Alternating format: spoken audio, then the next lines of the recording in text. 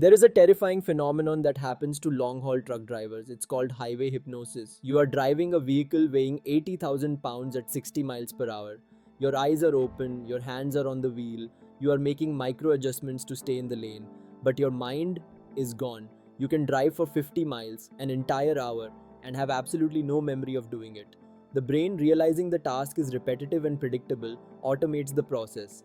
It shuts down the conscious observer to save energy. Now imagine that mechanism applied not to a commute, but to a decade. We are currently facing a silent pandemic.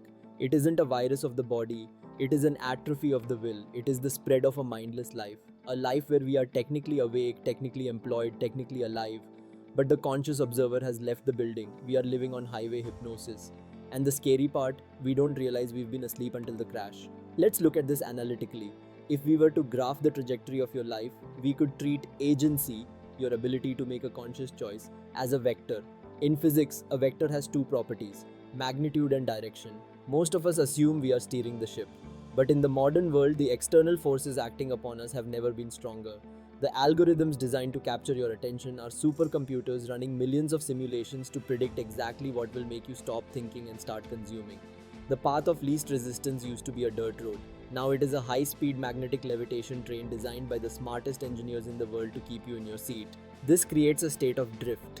When the friction of making a choice becomes too high and the ease of mindlessness becomes too seductive, your agency vector drops to zero. You stop acting on the world starts acting on you. You don't choose to watch 3 hours of content, it happens to you. You don't choose a career, you fall into one because it was the next logical step. You don't choose your beliefs, you inherit them from the loudest algorithmic echo chamber.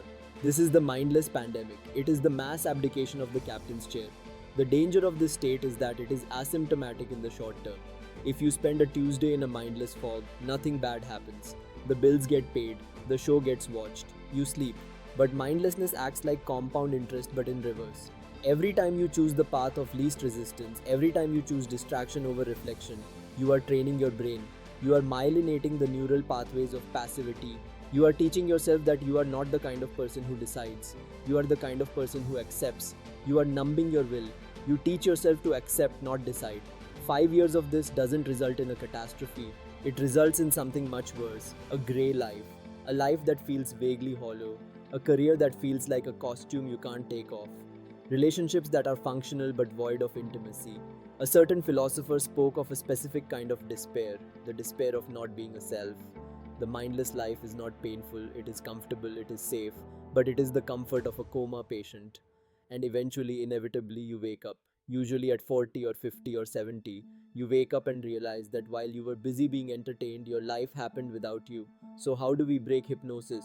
We must reintroduce something that the modern world tries desperately to eliminate: friction.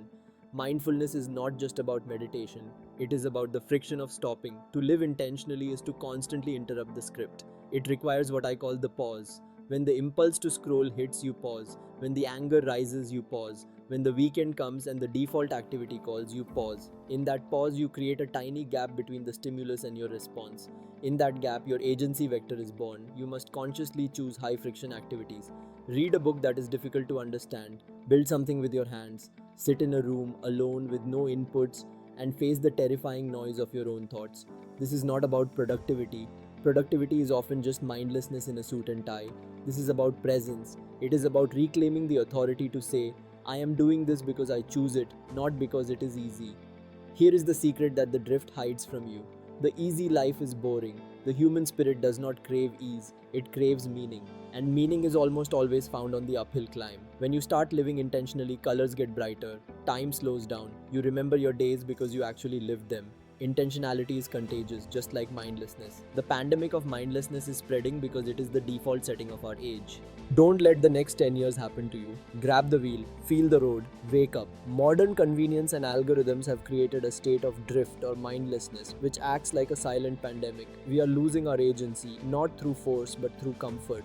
To reclaim our lives, we must embrace friction and conscious choice, breaking the autopilot of daily existence. If you feel like you're drifting, I want you to try one thing this week. Pick 1 hour, just one, where you turn off all inputs. No phone, no music, no podcasts, just you and a notebook or a walk.